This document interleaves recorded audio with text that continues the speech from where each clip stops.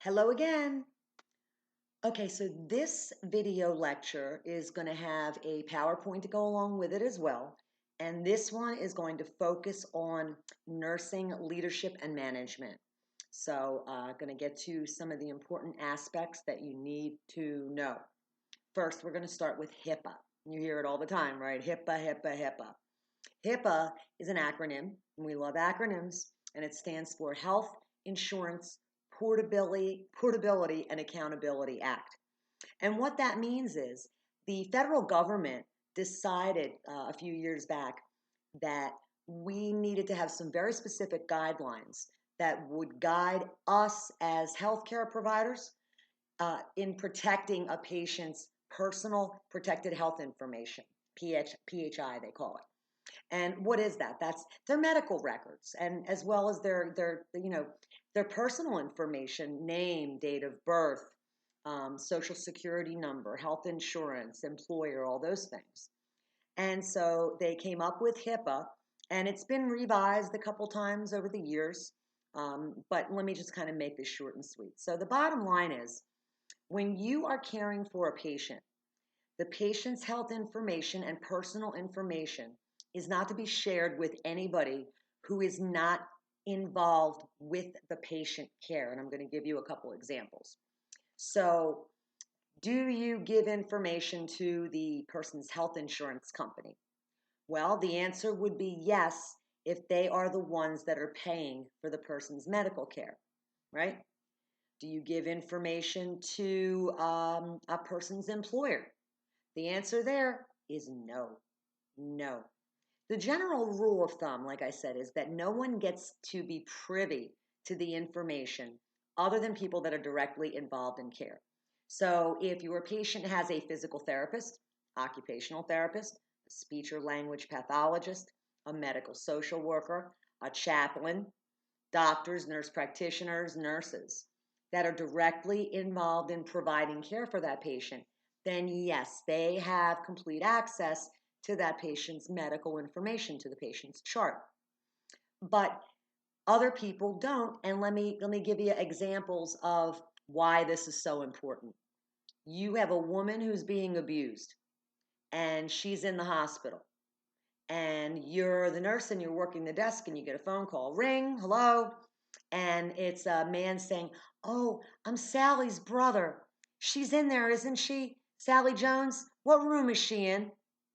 Stop. How do you know that's her brother? What if that is the abusive ex-husband who's trying to find out where she is? So there are things like that where you really have to think about, who you're giving information to. And so, the basic guideline is somebody calls, most facilities have either a PIN number that you have to provide in order for them to give you any information. Or, you could connect that patient with that phone call, and the patient would decide whether or not they want to speak, but you wouldn't give out the patient's room number or any of that stuff. Um, when you're using electronic medical records, this is one that I've seen happen a lot. If you're in front of the computer and you're documenting, and then something happens, someone falls, and you get sidetracked, so you walk away from the computer, but you leave the screen up and you leave the program open. Well, somebody could walk up behind you and get that person's personal information, social security number, hack their identity. So many things can happen. So always make sure that if you're using electronic medical records, that when you walk away from that computer, you close it. Close it. In other words, exit out of the program so that no one can come behind you and see the information. If you are working with a paper chart, which is few and far between these days, but there are some places that still have paper, very few, you always make sure that you put that chart away, right? No one else is permitted to see that chart. That chart is protected information. Um, when it comes to information with regard to their past medical history, for example, what if the patient were HIV positive? Well, that's not information that they would want shared with anyone. What if the patient is injured at work and they're out on a workers' comp, maybe? They're in the hospital and someone calls, and it's the employer. Oh, I just want to know how Sally Jones doing. They don't have a right to that information. I'm sorry, I can't confirm or deny that person's presence here. Sorry. Um, Here's a good example. So you are the nurse on a floor in the hospital, and one of the patients, one of your patients, is a nurse that works in the hospital from another unit. Well, the phone starts ringing with nurses that work with her from that other unit. Oh my God, how's Sally? I know she's in there. How's she doing? What do you do? What do you do? So, in a case like that, the right answer would be you call the nursing manager, because now you've got other employees that are behaving in a way that's inappropriate and doesn't satisfy the HIPAA guidelines. If you're caring for, say, somebody who's famous, you get a movie star or, a singer or somebody famous, you're probably going to have the press calling you. You do not give information to anybody that's not directly involved with that patient and their care. Okay? Okay. Next, I want to talk about advanced directives. So, an advanced directive, think of it as an umbrella term, right? So, advanced directive encompasses two things: a living will, and then something called a healthcare proxy. It's also known as a durable medical power of attorney. Do not confuse that with power of attorney. The phrase power of attorney is for financial situations. So, if I'm unable cognitively to take care of my banking or pay my mortgage, those kinds of things, I could designate in advance someone who would take over and be my power of attorney for finances. In the advanced directive, it's a durable medical power of attorney. So that is someone who's designated to speak for you, to speak for the patient, if in fact the patient cannot speak for themselves. Okay, that is a durable medical power of attorney, also known as a healthcare proxy. And then you've got the living will. A living will is a document that specifically states the patient's wishes at end of life. Do they want artificial feeding? Do they want to be mechanically ventilated? Okay. Don't confuse this, excuse me, with a DNR, DNI, DNH. They're very different things. Advanced directives include living will and durable medical power of attorney or healthcare proxy. A DNR requires a physician's order, a signed physician's order. And that means that if the patient's heart stops or they stop breathing, do not resuscitate. Okay? It doesn't mean do not treat. People get confused with this all the time. So here's an example. You have a patient that's got, stage 4 terminal cancer. And they develop a urinary tract infection. Well, a urinary tract infection can be uncomfortable. It can be painful. So they're a DNR because we know that we can't cure the cancer that they have, and they're unfortunately and sadly they're going to be passing away. But it doesn't mean that we're not going to treat the urinary tract infection, right? So understand, DNR, do not resuscitate. If the heart stops, the breathing stops, you don't do CPR, okay? Not the same as a living will. And by the way, with a living will, even though laws vary a little bit from state to state, as a general rule of thumb, you can get a living will form online, free. You do not need an attorney. You do not need a doctor's signature. All you need to do is, usually it's check boxes. I want mechanical ventilation. I want artificial feeding, or I don't. And you sign it as the patient, and then a witness needs to sign. And the witness, by the way, needs to be, someone that would be like an objective third party. But there's no physician's order like with a DNR. There's no attorney necessary, none of that. When we talk about DNR, I'll talk about DNI and DNH as well. So DNR, do not resuscitate. DNI means do not intubate. So typically what you will see is again, we'll go back to that end-stage cancer patient. they're a DNR. And they also want to make sure that if something happens, we don't intubate them. And intubation means an endotracheal tube that goes down into their throat that typically would hook them up to a ventilator, to keep them breathing when they couldn't breathe on their own.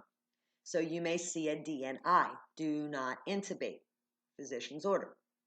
And then you might also see something called a DNH, do not hospitalize.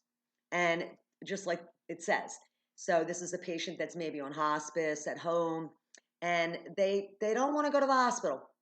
Their wishes are they want to die peacefully in their own home, and they have a specific order. And usually with home care patients, you will have the DNR, and if there's a DNI, DNH, on a bright yellow form. And the patients and their families are typically instructed to put that up on the fridge, somewhere where it's very visible.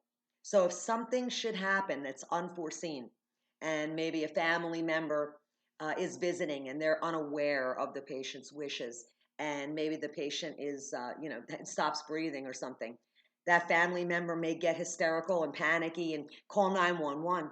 When the paramedics get there, they should be able to see that DNR, clearly posted so that they know that the patient's wishes are to not be resuscitated. Okay? So let's recap. Advanced directives is the umbrella term that includes two things: a living will, which are the patient's wishes for end-of-life care, and a healthcare proxy or durable medical power of attorney, only for healthcare decision-making if the patient is unable to speak for him or herself. Okay? DNR, very different, needs a physician's order, means do not resuscitate, and both of these, by the way, advanced directives and a DNR, the patient can change his or her mind right up into the very last nanosecond. So if you have a patient that's got a DNR and you are wheeling them down to the operating room and they look up at you and say, I don't want to be a DNR, I don't want to die, revoke it. Done. Right? So that's something that, you must understand that these things can be changed at the patient's request if the patient is of sound mind. Anything that we talk about in regard to patient autonomy, I'm going to add a caveat to it. And the caveat is the patient has to be awake, alert, and oriented, right? Because you can't allow somebody who's cognitively impaired to make a decision that could potentially affect their life or their health. So just make sure you remember that. They can't be cognitively impaired. They have to be awake, alert, and oriented in order for them to, do any of these things. All right. Let's talk a little bit about delegation. So, first of all, there's something called the Nurse Practice Act. And every state has a board of nursing. And every state's board of nursing works in conjunction with the National Council for the State Boards of Nursing. So that's the federal entity, and then there are state boards of nursing. And every state board of nursing has regulations that are actually law for licensed people and unlicensed certified people that provide guidance as to what you can and can't do, right? So I will actually put up a copy of the New Jersey Nurse Practice Act so you can get a look at it. 99 pages. Pages 40 through I think 44, 45 are specifically about scope of practice. In other words, what is the RN? What can the RN do? When the RN delegates to an LPN, how does she or he make the decision to delegate? When the LPN or RN delegate to an unlicensed assisted personnel, how do they make that decision? Okay, what kinds of thought processes have to occur to make a decision to delegate? So remember this one line: never delegate what you can eat. And I know I've said it before, but I'll say it again. EAT is an acronym, stands for evaluate, assess, teach or treat. The T stands for two. And so you would never, never, never delegate to an unlicensed assistive personnel any task where the task would include them having to evaluate assess, treat, or teach a patient. So I'm going to give you some examples. So you are delegating to an unlicensed assistive personnel. Can you delegate vital signs for a patient that is 2 hours status post cardiac catheterization? The answer is no. You never would delegate to an unlicensed assistive personnel an unstable patient. So somebody who just had a cardiac catheterization wouldn't be considered a stable patient, simply because that patient, we just went into a very large artery, usually the femoral artery, and there's the risk of bleeding, and we want to make sure that they're tolerating the recovery the way they should. So you wouldn't delegate that to an unlicensed assistive personnel, because that patient requires assessment, and an aide can't do that. All right. Would you delegate the task of providing an enema to, say, a 35-year-old male who has a tibia fibula fracture? Yeah, yeah, you could delegate that. Okay, so aides can give an enema, but the guy's a 35-year-old healthy, otherwise healthy man, that has broken his leg. Would you delegate an enema for a patient with any cardiac issues or a patient that is elderly? See, the answer there would be no, because those patients would be considered unstable patients. And whenever we give an enema, there's always that risk of the patient vagaling down. Remember, the vagus nerve is the biggest nerve in the body, and it goes all the way down to the rectum and anus. And so stimulation, say with an enema, could actually stimulate that vagal nerve and suddenly drop their heart rate and blood pressure and could put them in trouble. So you would not delegate an enema to somebody unstable or risky like that. Okay? Making sense so far? All right, here's another example. Would you delegate an aide to change the bag on an ileostomy for a patient who's admitted with hypertension? The answer is yes. You could definitely delegate changing or burping of the bag of an ostomy. You cannot delegate changing the appliance, the wafer. So, and the reason for that is when you're changing a bag on an ileostomy or a colostomy, basically it's almost like providing perineal care. You're cleaning, the bag with the feces in it. The aide doesn't have to assess anything or evaluate anything. Changing the wafer, changing the appliance, does require a licensed person, because that licensed person has to look at the stoma and the peristomal skin to make sure that it's intact, to make sure the stoma is nice and red or pink and beefy in color, to make sure that it's not protruding, that there's not a hernia, that there's no cyanosis at the site that would indicate possible strangulation of that ostomy site. So an aide cannot perform that task, okay? Could you get an unlicensed assistive personnel to help to teach a patient with a sprained ankle how to walk on their crutches? The answer to that is no, because remember, EAT can't evaluate, can't assess, can't teach or treat. So they can't teach. That is a skilled task, okay? Would you delegate an unlicensed assistive personnel to check a blood glucometer reading on a patient who has been admitted with DKA and is on an insulin drip, IV insulin? The answer to that is no. So a patient that's in diabetic ketoacidosis is considered an unstable patient. And especially they're getting IV insulin and probably IV glucagon, and probably some electrolytes are running as well. So they're not stable. That's a task that you, the nurse, would definitely have to perform. That's not something that you would delegate. Now, if you are in a facility and you've just got, say, 3 morning blood glucometer readings to do on stable patients, then yes, the aide can do that, right? Patients are stable. It's just a morning blood glucometer check that you do every morning before breakfast. So there's nothing unusual or untoward going on with those patients. Now, what if you do delegate that and the aide comes back and gives you the reading and says, oh, Mrs. Jones's blood sugar was 480.